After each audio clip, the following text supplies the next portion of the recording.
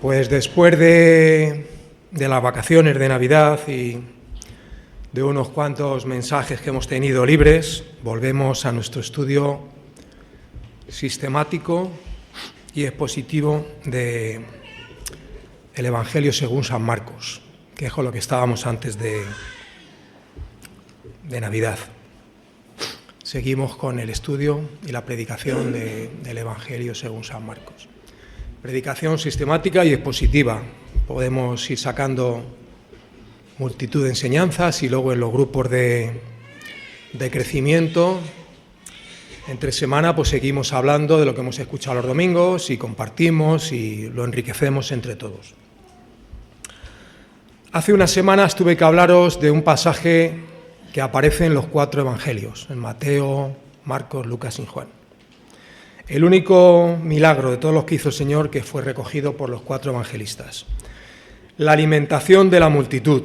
Hoy tengo que hablaros de un milagro que solo fue recogido por uno de los 4 evangelistas, por Marcos.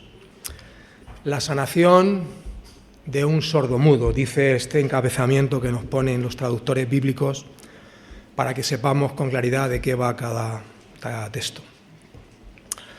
Aunque lo que dice el texto no es exactamente lo que nosotros entendemos por un sordomudo. Por cierto, la palabra sordomudo es un término un tanto ofensivo para las personas que tienen estas limitaciones. Sordo sí, pero mudo no. Es cierto que las personas que nacen sordas tienen serias dificultades para poder comunicarse, pero hay excepciones y además muchas. Os puedo hablar de una amiga de Barcelona, una amiga mía, una conocida, que nació sorda, completamente sorda. Su padre dejó su profesión, se dedicó a prepararse y a estudiar unas técnicas que proponía un señor, creo que era suizo, y dedicó mucho tiempo a enseñar a su hija a hablar. Y habla perfectamente. Yo diría que habla por los codos. Habla de una manera un poco extraña, porque no percibe ningún sonido, tienes que ponerte delante de ella para que te pueda leer los labios, pero habla por los codos. El pobrecito del que habla Marcos hablaba con mucha dificultad. El texto dice exactamente que era tartamudo. Una persona sorda y tartamuda tiene serias dificultades para poder expresarse, para comunicarse y para hacer entender a otros lo que piensa y lo que siente. Nunca tuvo el placer de poder escuchar los sonidos, las voces de otras personas, cuando nos animan, cuando nos consuelan. Y eso pues hizo que tuviera serias dificultades para comunicarse con otras personas. A mí lo primero que se me ocurrió cuando estaba sentado preparando esto o intentando prepararlo fue dar gracias a Dios porque tenemos el sentido del oído y la facultad de poder comunicarnos y poder decir lo que pensamos, lo que sentimos, lo que creemos, etcétera, etcétera. Eso fue lo primero que se me ocurrió y luego pues se me ocurrieron algunas cosas más. Voy a ir leyéndolo poco a poco porque como es un texto cortito, para hacerlo más entendible y más ameno lo voy a leer poco a poco. Voy a leer el versículo 31. El texto que tengo es Marcos capítulo 7, del 31 al 37. La sanación de un sordo y tartamudo. Versículo 31. Volviendo a salir de la región de Tiro, vino por Sidón, al mar de Galilea, pasando por la región de Decápolis. Con qué precisión nos cuentan los autores bíblicos algunas cosas, ¿eh? Por lo que cuenta Marcos, el Señor no estuvo mucho tiempo en el mismo sitio. En aquel lugar hizo 2 o 3 sanidades y enseguida pues marchó. Tuvo un encuentro con la mujer, me tocó a mí hablar hace poco de ella, la mujer cananea o sirofenicia que tenía una hija con un problema serio. El Señor la sanó a este pobrecito del que tengo que hablaros hoy y regresó al mar de Galilea. Buena parte del ministerio del Señor, por lo que cuentan Mateo, Marcos y Lucas, estuvo centrado en aquella región que sabemos todos perfectamente que es el norte de Israel, la región más fértil de Israel, Galilea. El evangelista Marcos nos da con detalle los nombres de los lugares por los que iba pasando: Tiro, Sidón, el mar de Galilea y Decápolis, lo que hoy sería la parte derecha del Mar Muerto, Cisjordania. Son lugares reales que existen. Algunos con el mismo nombre y otros tienen otro nombre diferente, pero siguen existiendo. En algunos casos han cambiado los nombres y en otros con el mismo nombre. Por mucho que insistan algunos enemigos de la fe cristiana, por mucho que insistan algunos detractores de la Biblia, nuestra fe tiene una base histórica tremenda, irrefutable, incuestionable. Aunque siempre hay y sigue habiendo gente que es capaz de cuestionar absolutamente todo y dudar absolutamente de todo. Hay gente incluso que duda de la existencia de Jesús. Casi nada. El colmo de los colmos. Y claro, no les vale con lo que dicen los historiadores cristianos, pues que acudan a las bases no cristianas y verán que hubo alguien que se llamaba Jesús de Nazaret, al que le seguía mucha gente, y Josefo y otros muchos, pues pueden dar todo tipo de detalles sobre él. Entonces, incluso la historia antes de Cristo y después de Cristo. Si no existió, pues ya no sé qué más se puede decir. Versículo 32. Y le trajeron un sordo y tartamudo, y le rogaron que le pusiera la mano encima. Siempre me llama la atención la precisión con la que los autores bíblicos nos dejaron sus escritos. Los evangelistas son tremendos. Lucas es una cosa ya, da montones de detalles y nadie ha podido tirar abajo ni uno solo. Me llama mucho la atención eso. Marcos describe con claridad y con precisión cuáles eran las dificultades de aquel pobre hombre. Como he dicho antes y repito ahora, era sordo y tartamudo. No oía absolutamente nada y tenía dificultades, grandísimas dificultades para expresarse y para comunicarse.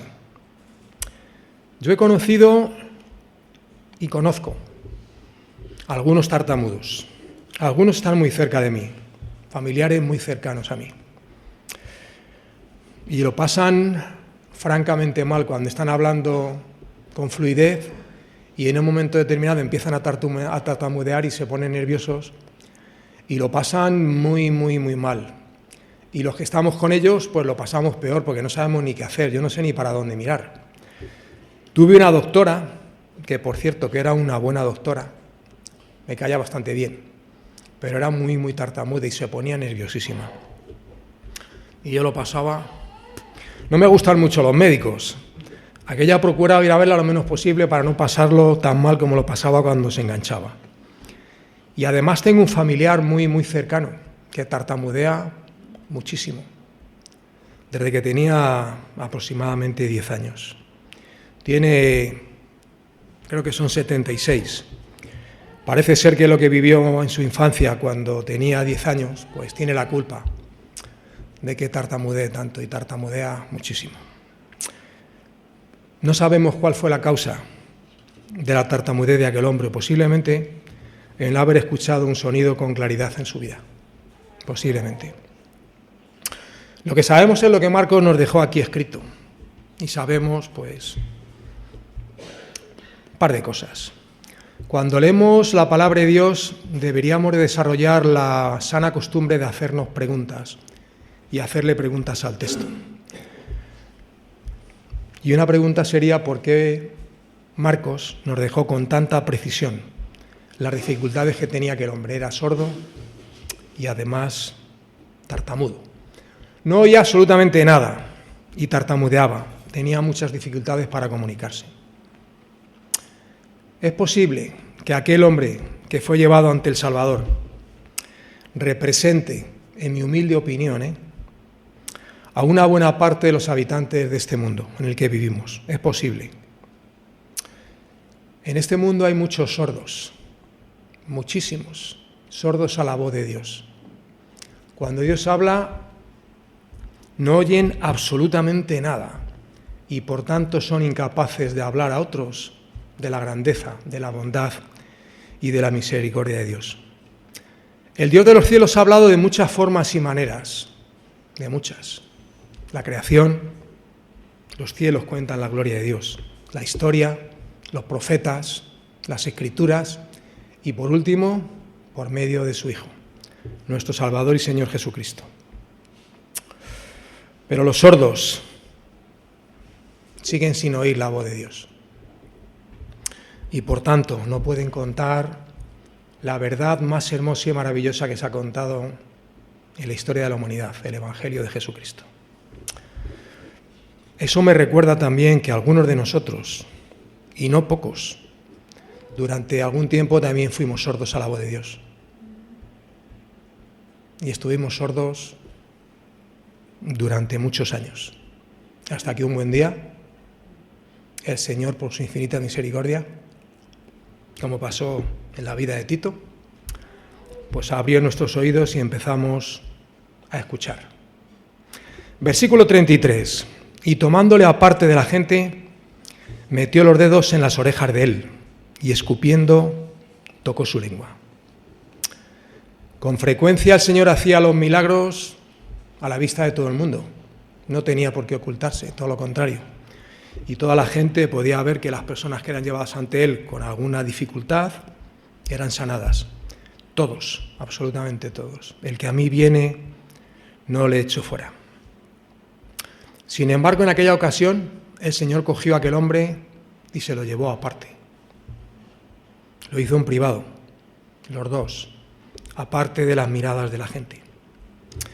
En la palabra de Dios podemos encontrar multitud de textos en los que se nos llama a hacer las cosas con discreción. No hace falta que nadie nos vea. Se nos llama a hacer las cosas discretamente y hay que hacer las cosas con humildad y con discreción. Cuando hagas algún bien, no hagas tocar trompeta delante de ti y que no sepa tu mano izquierda lo que hace tu mano derecha. En aquella ocasión el Señor tomó a aquel hombre aparte para ayudarle, para sanarle. Podemos aprender una bonita lección de esto. Hay que hacer el bien, incluso cuando nadie nos ve, cuando no hay ojos que vean lo que estamos haciendo. Porque al que más y al que menos le gusta tener cierta notoriedad cuando hacemos algo, pues hay que hacerlo con discreción. ¿Por qué? Pues porque el que tiene que verlo, lo ve. No hay nada que el Señor no pueda ver. El Señor lo ve todo. Incluso ve las intenciones que nos mueven a hacer ciertas cosas. Hay creyentes que hacen muchas cosas en privado y el Señor les bendice grandemente.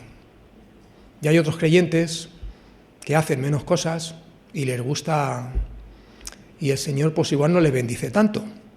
Y algunos viven sus vidas con el agua al cuello. Quizá deberíamos pensar cuál es la diferencia entre unos creyentes y otros. Versículo 34. Y levantando los ojos al cielo, gimió y le dijo, Éfata, es decir, sea abierto. Desde que empezamos con el estudio sistemático del Evangelio de Marcos, mi querido compañero de ministerio ya me ha dado un par de pasajes en los que el Señor, cuando hacía algo maravilloso, levantaba los ojos al cielo. Y claro, como yo soy el de las preguntas, pues me pregunto, ¿y por qué estos textos me tocan con tanta frecuencia a mí? Oye, igual es para que el Señor para que no se me olvide nunca que mi provisión, mi protección y mi socorro viene del Señor. Para que no se me olvide, igual el Señor es que me lo quiere recordar. Creo que levantar los ojos al cielo enseñaba a aquel hombre que la curación que se iba a llevar a cabo en aquel momento venía del Altísimo, venía de Dios. Y además enseñó a aquel hombre a dirigir sus ojos al cielo, porque era sordo, pero no era ciego, y podía ver y saber perfectamente de dónde venía su socorro. Hace unas semanas, de los primeros cultos del año, en una de estas reuniones que tuvimos, varias personas hablamos del Salmo 121, no sé, coincidió de esa manera, ¿os acordáis? Salmo 121, Salmo gradual. Alzaré mis ojos a los montes, de donde vendrá mi socorro. Mi socorro viene del Señor, que hizo los cielos y la tierra. Algunas versiones traducen esto con una preguntita ahí. alzaré mis ojos a los montes, ¿de dónde vendrá mi socorro? Y creo que es una mala traducción, porque hay otras muchas versiones que lo traducen con una afirmación y una reafirmación. Alzaré mis ojos a los montes, ¿de dónde vendrá mi socorro? Y ahora reafirmo, porque mi socorro viene del Señor que hizo los cielos y la tierra. ¿Por qué digo esto? Pues porque los israelitas de aquel tiempo creían, estaban convencidos que Dios moraba en los montes y en las montañas de Israel. Por eso cuando decía, alzaré mis ojos a los montes, ¿de donde viene mi socorro? Que es el Señor que hizo los cielos y la tierra. Mirar a los montes y a las montañas de Israel es mirar al cielo. Y mirar al cielo es mirar al lugar donde mora el Señor Todopoderoso. De allí viene nuestro socorro. Eso fue lo que el Señor enseñó a aquel pobre hombre que estaba privado del sentido del oído. Es muy posible que naciera sordo y nunca escuchó ningún sonido. Imaginaros no escuchar absolutamente nada. A mí me gusta mucho la música y hay algunas piezas musicales que me hacen llorar. Por ejemplo, el canon de Pachelbel, el bolero de Ravel, el coro de los esclavos de Nabucco. Y podría seguir así. Me gustan mucho algunas canciones de Simón y Garfunkel, Los sonidos del silencio, algunas canciones de Juan Manuel Serrat. Imaginaros que no pudiéramos escuchar absolutamente nada. Así estaba aquel pobre hombre. Dice el texto que el Señor gimió, y esto podemos malinterpretarlo, un hondo suspiro antes de sanarle. Alguien puede pensar que es que igual el Señor tenía alguna dificultad para aquella sanidad. Todo lo contrario.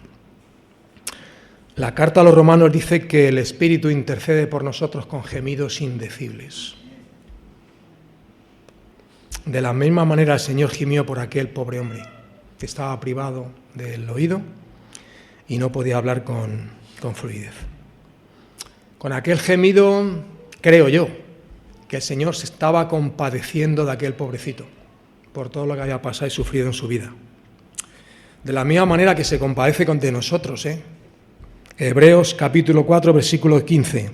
Porque no tenemos un sumo sacerdote que no pueda compadecerse de nuestras debilidades, sino uno que fue tentado en todo según nuestra semejanza, pero cuidado, pero sin pecado. Y le dijo, Éfata, sea abierto. Una palabra en arameo, sea abierto, ábrete. Los dos sentidos que necesitaban la intervención del Señor se abrieron, los oídos y la lengua del tartamudo, y empezó a hablar normalmente. El efecto de las palabras del Señor fue inmediato, no tuvo que esperar mucho aquel pobre, ya había pasado mucho a lo largo de su vida. Algunas veces cuando estamos esperando la intervención del Señor el tiempo se nos hace interminable. Y clamamos al Señor y ponemos algo delante de Él y lo queremos para ayer o incluso para antes de ayer. Pues tenemos que aprender que los tiempos del Señor son diferentes a los nuestros. Y cuando pedimos algo, pues tenemos que esperar con paz, con tranquilidad, descansando y esperando en el Señor, porque el Señor lo hace todo bien en su momento y a su tiempo, que casi nunca suele coincidir con el nuestro. Aquel pobrecito no tuvo que esperar prácticamente nada. Después de aquello, el Señor sanó las dos dificultades que tenía, el oído y la tartamudez. Versículo 35. Al momento fueron abiertos sus oídos y se desató la ligadura de su lengua y hablaba bien. Qué bonito. El efecto de la palabra de Dios fue inmediato.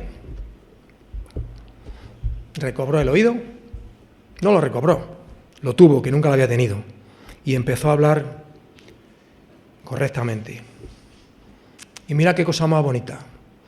La primera conversación normal de su vida, ¿con quién la tuvo? ¡Guau!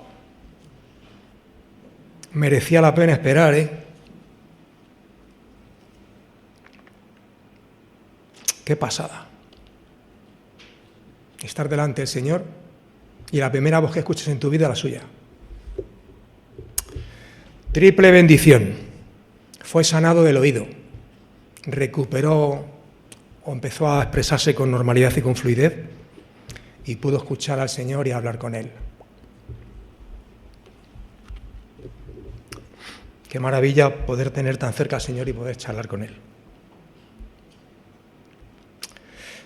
La sanación de aquel hombre debería haber sido suficiente para que todo Israel clavara las rodillas ante Cristo y reconociera que era el Mesías que llevaban siglos esperando. La sanación de aquel hombre debería haber sido suficiente para que doblaran la cerviz y dijeran: este es el Señor, el Cristo, el Mesías de Israel, que fue profetizado, pues por ejemplo, por el profeta Isaías. Acompañadme a Isaías capítulo 35, versículos 5 y 6, un texto mesiánico maravilloso. Isaías 35, versículos 5 y 6. Profetiza el profeta Isaías: entonces los ojos de los ciegos serán abiertos y los oídos de los sordos se abrirán. Entonces el cojo saltará como un ciervo y cantará la lengua del mudo. ¿Qué más necesitáis? Debería haber sido suficiente, pero todos sabemos lo que sucedió. A lo suyo vino y los suyos no le recibieron. La ceguera espiritual es una enfermedad que se cura también bastante mal. Con esa curación Jesús demostró ser el Mesías del futuro reino mesiánico que tanto anhelaban los israelitas. Los oídos de los sordos se destaparon y cantará la lengua del mudo. Lo que estaba profetizado se cumplió, pero es que la profecía de Isaías iba mucho más allá en el tiempo, porque alcanzaba a todas las generaciones que vendrían después. El símbolo de la obra del Evangelio, que Dios abre las mentes y escuchamos, los que durante un tiempo fuimos sordos, y también desalta nuestros labios para que podamos hablar del Señor a otros. El gran mandamiento del Evangelio y de la gracia de Jesucristo a los pobres es éfata, sea abierto, que puedas oír con normalidad y que puedas hablar y cantar y contar lo que Dios ha hecho en tu vida. Porque el Señor abre el corazón de los hombres para que puedan oír y también la lengua de los tartamudos para que puedan hablar. Algunas veces me encuentro con creyentes que me dicen: uy, es que yo no puedo hacer esto, es que yo no puedo... ¿Pero qué dices, hombre? Si el Señor hizo hablar a un asno, ¿cómo no te va a hacer hablar a ti? El asna de Balaán habló. ¿Cómo no vas a hablar tú, hombre? Lo que tienes que hacer es confiar en el Señor y ponerte delante de Él, para que tu lengua publique las alabanzas al Señor. Dice el rey David: Señor, abre mis labios y publicará mi boca tu alabanza. Qué bonito. Salmo 51, versículo 15. Aquel sordo y tartamudo oyó con claridad, y nosotros durante mucho tiempo también fuimos sordos y ahora oímos. Si aquel hombre pudo expresarse con fluidez, ¿por qué no vamos a hacerlo nosotros? Y que nuestra boca no deje nunca de cantar la alabanza que hay en nuestro corazón para el Señor. Versículo 36 y 37. Y les mandó que no dijesen a nadie, que no lo dijesen a nadie, pero cuanto más les mandaba, tanto más y más lo divulgaban. Y en gran manera se maravillaban diciendo: bien lo ha hecho todo. Hace a los sordos oír y a los mudos hablar. ¿Quién da más? ¿Alguien puede contar algo más bonito que esto? Más maravilloso. Cuando vamos a predicar el Evangelio tenemos que tener la firme convicción de que no hay nadie que pueda contar nada mejor que lo nuestro. Si yo fuera vendedor diría que es el mejor producto que hay en la calle. La verdad más maravillosa jamás contada. Esta gente, el Señor les decía que no dijeran nada y no le hacían caso. Cuanto más les decía el Señor guardar silencio, más y más hablaban. Y es que algunas veces en la vida se nos hace muy complicado guardar silencio y no decir nada. ¿Cómo no vas a decir lo que has visto hacer al Señor en tu vida y en las vidas de otros. ¿Cómo no voy a contar lo que está haciendo en la vida de Antonio y en Gloria? Al contrario, me siento tan orgulloso y tan honrado que cada vez que puedo, pues lo cuento. Entiendo perfectamente que los que presenciaron aquello, pues no hicieran caso al Señor. Y lo contaban, y lo contaban, y lo contaban. Y recuerdo aquello que les pasó a los apóstoles, que le dijeron: no habléis más de Jesucristo, no contéis esto de la resurrección. ¿Qué dijeron ellos? No podemos dejar de contar lo que hemos visto con nuestros propios ojos. Los que presenciaron aquello dijeron: bien lo ha hecho todo. Todo lo ha hecho bien. Que la gente fuera capaz de reconocer aquello tiene mérito, porque hay algunas veces que no queremos ver lo que hay. Pues lo dijeron claramente: todo lo ha hecho bien. El Señor lo hace todo hermoso a su tiempo. Y hay que tener paciencia y esperar. La sanación de un hombre que estaba sordo y tartamudo. Llevaron a aquel hombre ante el Señor, y el Señor, como siempre hizo, le atendió, le escuchó y obró. El que a mí viene no lo echo fuera. Siempre intento quedarme con algún mensaje de los que tengo que compartir aquí con vosotros. Y de este mensaje voy a intentar guardar estas palabras: todo lo ha hecho bien. ¿Por qué esas palabras? Porque me recuerdan al pasaje de Génesis capítulo 1, cuando cuenta que el Señor, después de terminar la creación, dice el texto de Génesis: y vio Dios todo lo que había hecho, y aquí que era bueno en gran manera. Me recuerda mucho a eso. Pero con una diferencia. La creación fue una obra perfecta de Dios. La actuación del Señor en aquel momento también fue una obra perfecta de Dios. Pero hay una diferencia entre una cosa y la otra. En Génesis Dios vio que lo que había hecho era bueno. Aquí lo vio el Señor y lo vieron todos los hombres y pudieron decir: todo lo ha hecho bien. Que el Señor nos ayude cada día de nuestras vidas para que seamos capaces de guardar estas cosas en nuestros corazones y de recordar siempre, absolutamente siempre, que el Señor todo lo ha hecho bien. Amén. Vamos a orar.